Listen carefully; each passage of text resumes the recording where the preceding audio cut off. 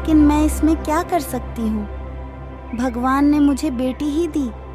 आप इतना परेशान क्यों होते हो? अगर भगवान ने चाहा तो हमें पुत्र भी मिल जाएगा। लेकिन कुंती, मैं इसे अपना बेटी नहीं मानता। मैंने तो एक ही पुत्र मांगा था तुझसे, लेकिन तूने मुझे एक पुत्र भी नहीं दे पाया। और हाँ, मैं जंगल में लकड़ी काटने जा रहा हूँ। बहुत ही जल्दी जंगल में लकड़ियाँ लेने के लिए पहुँच जाना, और जरा सा भी देरी हुई तो मैं तेरी चमड़ी खींच लूंगा।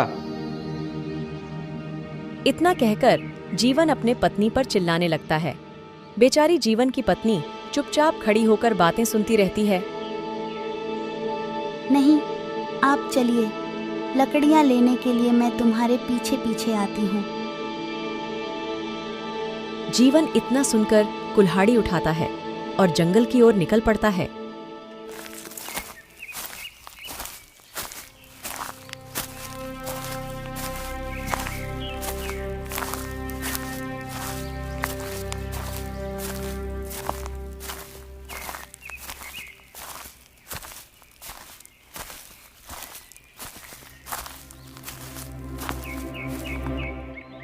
कौन सा पेड़ काटूं? कौन सा पेड़ काटूं? हाँ हाँ, यही पेड़ काटता हूँ।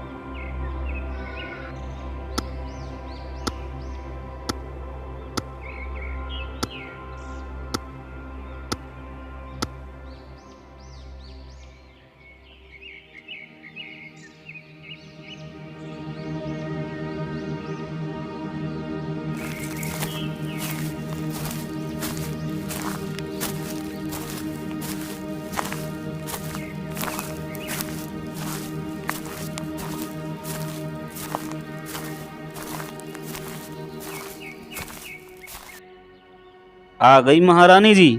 मुझे लगा था तुझे आने में बहुत देर हो जाएगी, पर तू तो समय से बहुत पहले आ गई। अच्छी बात है। चल, लकड़ियां उठा और घर लेके जा। जीवन की बात सुनते ही बेचारी कुंती लकड़ियां उठाकर सिर पर रख लेती है। लकड़ियों को सिर पर रखने की वजह से कुंती अपनी बेटी को नहीं उठा पाती है। ए जी सुनिए ना, मैंने लकड़ियाँ सिर पर रख लिया, इसलिए अपनी बेटी को नहीं उठा पा रही हूँ। कृपा करके आप मुझे मेरी बेटी को उठाकर दे दीजिए। मैं इस बच्ची को उठाकर तुझे दूं? ये तूने सोचा कैसे? मैं इस जन्म में तो क्या, आने वाले 7 जन्म में इसे छूऊंगा तक नहीं। और हाँ, मेरी बात सुन, मैं अब घर जा रहा हूँ। तू जल्दी से लकड़ियाँ लेकर घर पहुँच। चाहे इस बच्ची को लेकर आ या मत आ, अगर तू लकड़ियाँ लेकर नहीं आई तो तेरी खैर नहीं। इतना बोलकर जीवन वहां से घर चला जाता है। हे भगवान, अब क्या करूं? अगर मैं लकड़ियां लेकर नहीं गई तो वो मुझे बहुत मारेंगे। मैं अपनी बच्ची कैसे ले जाऊं? मैं ऐसा करती हूँ, बाद में अपनी बेटी को ले जाऊंगी। इतना सोचकर जीवन की पत्नी लकड़ियां लेकर चली जाती है। बेचारी मासूम बच्ची वहीं बैठकर रोती रहती है।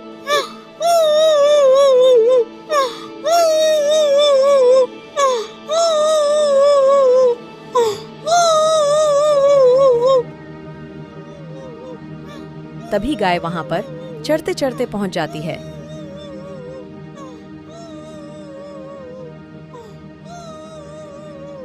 अरे बहन, यहाँ पर किसी बच्चे की रोने की आवाज आ रही है। हाँ बहन, जरा उधर देखो, ये आवाज वहाँ से आ रही है। चलो चलकर देखते हैं। सारी गायें वहां पर पहुंचकर देखती है एक मासूम बच्ची जंगल में अकेली रो रही थी। कितनी मासूम बच्ची है, लेकिन यहाँ किसने छोड़ा होगा इस मासूम बच्ची को? किसी दुष्ट ने छोड़ा होगा इस मासूम बच्ची को। हाँ बहन, उस दुष्ट को जरा सा भी दया नहीं आई इस मासूम बच्ची पर। कहीं इस बच्ची को जंगली जानवर नुकसान पहुंचा देता तो क्या होता? पता नहीं क्या होता इस बच्ची का। लगता है ये बच्ची भूखी है। मैं ऐसा करती हूँ, जल्दी से इसे दूध पिला देती हूँ। फिर वह गाय उस बच्ची को दूध पिला देती है। दूध पीते ही वह बच्ची खेलने लगती है। अरे बहन, चलो अब हमें वापस चलने का समय हो गया है। हाँ बहन, लेकिन इस बच्ची का क्या करें? अगर हमने बच्ची को यहाँ छोड़ दिया तो जंगली जानवर खा जाएंगे। मैं ऐसा करती हूँ, इस बच्ची को साथ ले चलती हूँ। ठीक है बहन, जल्दी ले चलो। इतना कहकर वह गाय उस बच्ची को उठा लेती है और अपने पीठ पर बैठा लेती है। फिर वहां से सारी गायें वापस चली जाती है। फिर उस बच्ची की माँ भागकर वहां पर वापस आती है। हे भगवान, मेरी बेटी कहाँ चली गई? मैं अपनी बेटी इसी जगह पर छोड़कर गई थी। हे भगवान, मेरी बेटी कहाँ है? अब क्या करूं? पता नहीं मेरी बेटी कहाँ चली गई और किस हाल में होगी। हे भगवान, मेरी बेटी की रक्षा करना।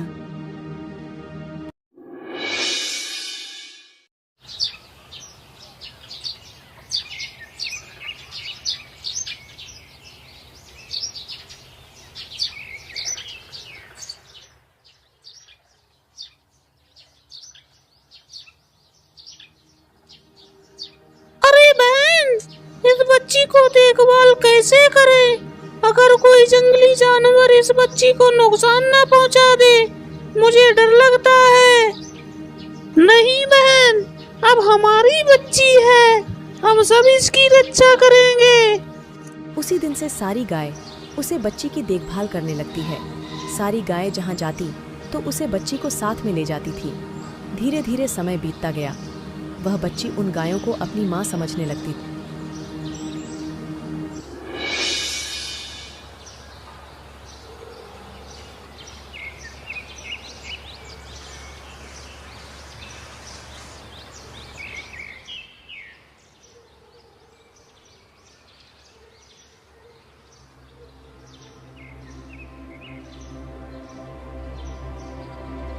अरे बहन, अब बेटी बड़ी हो गई है। हाँ बेटी, अब तुम बड़ी हो गई हो और तुम सुरक्षित स्थान पर हो। तुम इसी जगह को अपना घर समझना। मैं तुम्हारे लिए जंगल से फल लेने जा रही हूँ, तुम यहीं रहना। ठीक है माँ, तुम निश्चिंत रहो, मैं यहीं रहूंगी।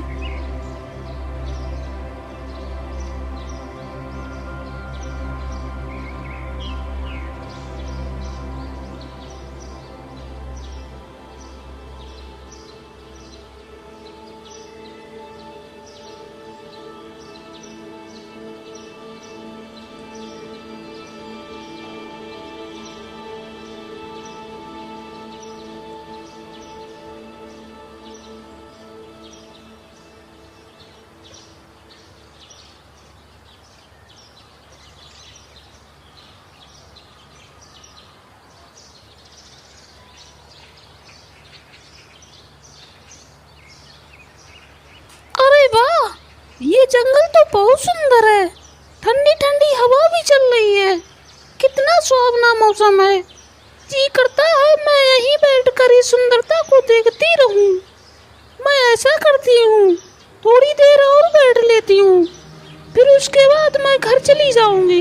इतना सोचकर वह लड़की वहीं पर बैठ जाती है। तभी वह राक्षस शिकार की तलाश में घूमता हुआ इधर को ही आ रहा था।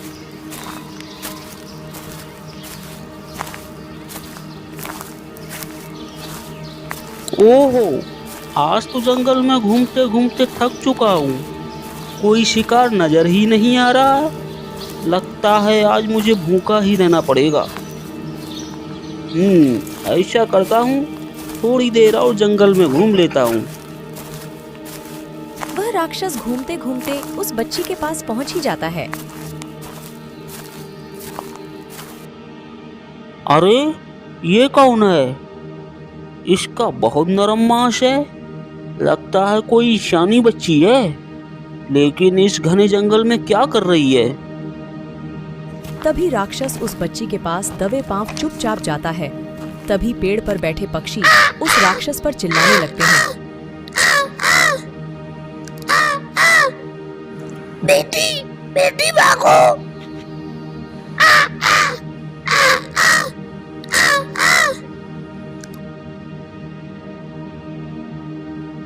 अरे हट हट हट कौवे हट, मैं तुझे छोड़ूंगा नहीं। हट कौवे हट, हट जल्दी हट।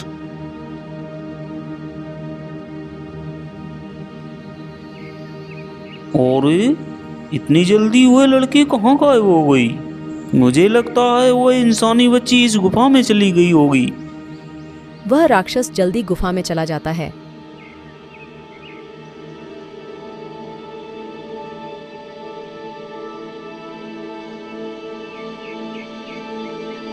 अरे ये इंसानी बच्ची कहाँ चली गई है? लगता है छुप गई है, ऐसे नहीं आएगी। अरे बेटी, तुम कहाँ हो? देखो मैं तुम्हारे लिए मिठाइयाँ लाया हूँ। तुम कहाँ हो? जल्दी बाहर आओ। देखो तुम्हारे लिए फल लाया हूँ। अरे बेटी, बाहर मत निकलना, ये राक्षस तुम्हें खा जाएगा। अरे कौवे, मैं तुझे अभी बताता हूँ। रुक साले रुक, अभी ले। अरे दुष्ट कौवे, मैं तुझे जिंदा नहीं छोड़ूंगा। इतना कहकर वह राक्षस उस कौवे के पीछे भागने लगता है। राक्षस भागते भागते एक नदी के किनारे पहुंच जाता है। तभी राक्षस पत्थर उठाता है और कौवे को मार देता है। कौवे को पत्थर लगते ही वह घायल होकर मर जाता है। दुष्ट कौवा ज्यादा होशियार बन रहा था। चलो उस बच्ची को पकड़ने चलता हूँ। हाँ, अब शाम भी हो गई है। अब तो उस गुफा में सारी गायें आ गई होंगी। अब मैं वहां गया तो ठीक नहीं रहेगा। मैं ऐसा करता हूँ, कल सुबह चला जाऊंगा। तब तक गायें भी उस गुफा से जंगल की ओर चली जाएंगी।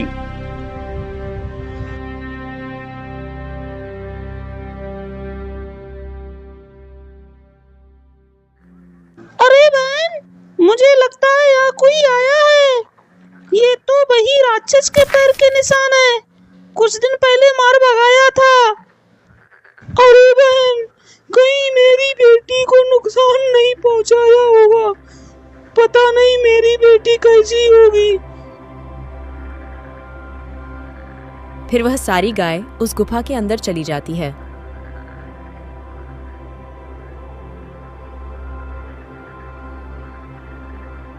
अरे बेटी, कहाँ हो बेटी? मैं तुम्हारी माँ हूँ, बाहर आओ बेटी, मैं तुम्हारे लिए फल लेकर आई हूँ।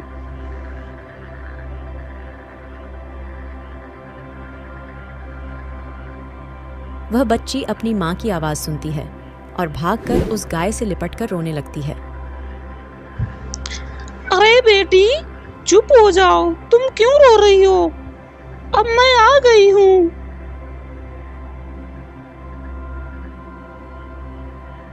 हाँ माँ, मुझे तो बहुत डर लगता है। यहाँ एक बड़ा भयानक दिखने वाला एक प्राणी आया था। वो बार बार मिठाइयों का लालच देके मुझे पुकार रहा था। बेटी, अब डरने की कोई बात नहीं, मैं आ गई हूँ। अब मैं तुम्हें छोड़कर कभी नहीं जाऊंगी। उस दुष्ट को इतनी हिम्मत, मेरी बेटी को डराए। पिछली बार मैंने छोड़ दिया था, लेकिन अब की बार नहीं बचेगा।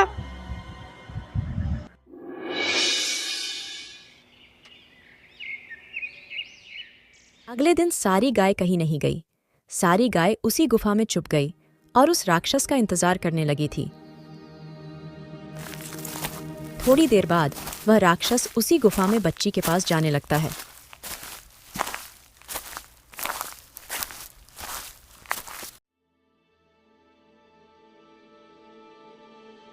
अरे बेटी, तुम कहाँ हो? मैं तुम्हारी माँ हूँ। देखो मैं तुम्हारे लिए क्या लेकर आई हूँ। तू ऐसे नहीं मानेगी, तू बाहर निकल कर नहीं आएगी। मुझे अंदर आना ही पड़ेगा।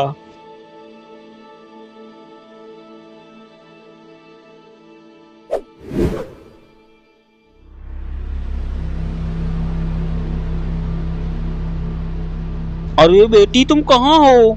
मैं आ गई। मैं तुम्हारी माँ हूँ, बाहर आओ। देखो मैं आ गई। हाँ हाँ प्यारे राक्षस, मैं भी आ गई। मैंने तो उस दिन मैंने तुझे छोड़ दिया था, लेकिन अब की बार बचकर नहीं जाएगा।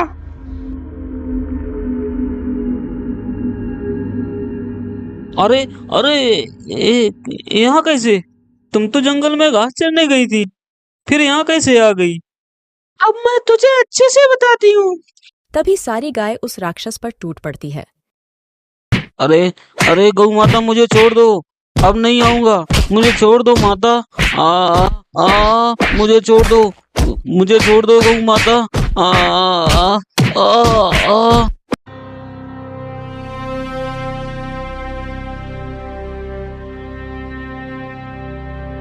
आ आ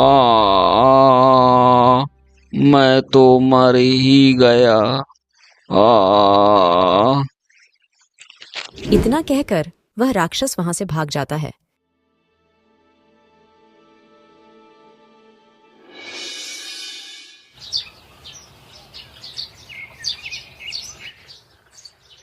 माँ, अब मैं यहाँ नहीं रुकूंगी। मैं भी आपके साथ जंगल में चलूंगी। फिर वह राक्षस यहाँ आ गया तो मेरा क्या होगा? नहीं बेटी, अब वह राक्षस यहाँ कभी नहीं आएगा। अगर तुम चलना चाहती हो तो मेरे साथ चल सकती हो। फिर वह लड़की उन गायों के साथ चली जाती है। धीरे धीरे समय बीतता गया।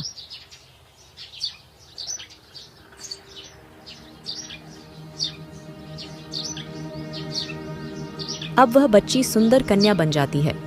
अब वह कभी जंगल में घूमती और कभी झरनों में स्नान करती और कभी पक्षियों के साथ बात करती। जंगल में उन गायों के साथ प्रसन्नता से रहती। एक दिन की बात है, वह सुंदर लड़की पक्षियों के साथ बातें कर रही थी। तभी उधर से राजकुमार गुजरता है।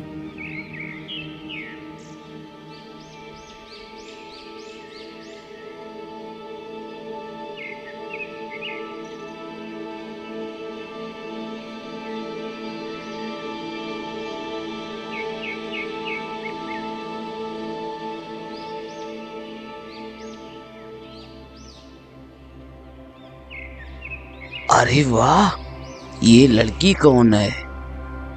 इतनी सुंदर है, लेकिन इस जंगल में क्या कर रही है? चलो इसके पास जाकर पूछता हूँ। राजकुमार जैसे ही उस लड़की के पास जाता है, तभी वह लड़की पास आते देखकर वह गुफा में चली जाती है।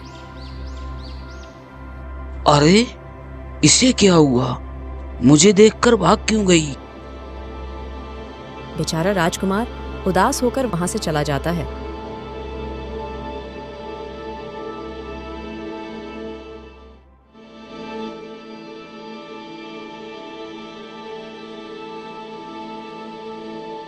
क्या हुआ बेटा, तुम इतना उदास क्यों हो? जब से जंगल में गए हो तब से खोए खोए रहते हो। राजकुमार राजा को सारी बात बताता है। पिताजी, अगर उस लड़की से शादी नहीं हुई तो मैं कहीं दूर चला जाऊंगा। अरे अरे पुत्र, तुम चिंता ना करो, मैं तुम्हारा विवाह उसी लड़की से कराऊंगा। अरे सैनिकों, तुम जल्दी जंगल में जाओ, उस लड़की को पकड़ कर लेके आओ। राजा का आदेश होते ही सैनिक जंगल को निकल पड़ते हैं और उसी गुफा में घुस जाते हैं।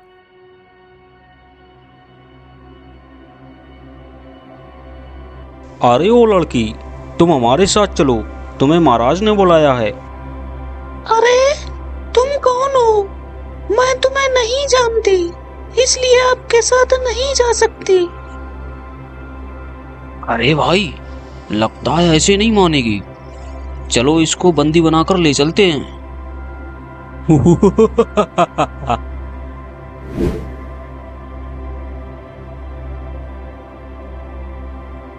बेटी उदास मत हो, तुम्हें कुछ नहीं होगा और तुम डरो मत। हमें अपने माता पिता के समान समझो। हम तुम्हें अपनी बहू बनाना चाहते हैं। राजा के बार बार समझाने पर भी वह लड़की डर के मारे चुपचाप खड़ी रहती है। अरे महाराज, ये लड़की अभी अभी आई है, आप भी ना सवाल के सवाल पूछते ही जा रहे हो। चलो बेटी, मेरे साथ चलो। वो लड़की महारानी के साथ चली जाती है। महारानी दिल की बहुत अच्छी थी। धीरे धीरे उस लड़की को सारी बात बताती है और सिखाती है। अब वह लड़की कुछ ही दिनों में उसके साथ हंसी खुशी से रहने लगती है।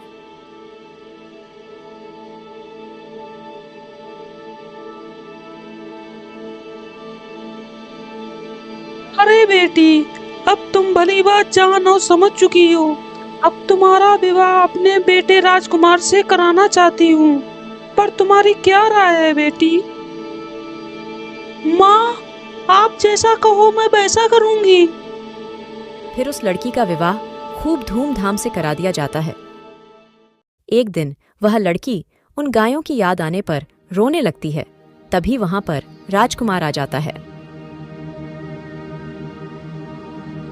अरे भाग्यवान, तुम रो क्यों रही हो? क्या हुआ तुम्हें? क्या कष्ट है? राजकुमार जी, मुझे मेरी माताओं की याद आ गई थी, इसलिए मेरे आंखों में आंसू आ गए थे। पता नहीं मेरी सारी माताएं किस हालत में होगी और कहाँ होंगी। आपकी माताएं कितनी है महारानी जी? फिर वह लड़की राजकुमार को सारी बात बताती है। अच्छा अच्छा, ठीक है, रोने की कोई बात नहीं। मैं आपकी माताओं से मिलवाने के लिए तुम्हें ले चलता हूँ।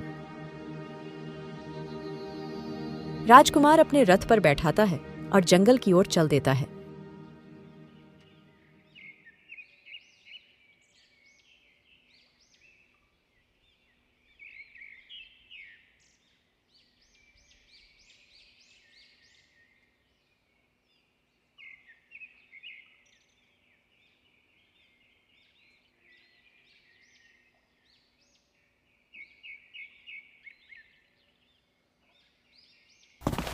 माँ, देखो मैं आ गई।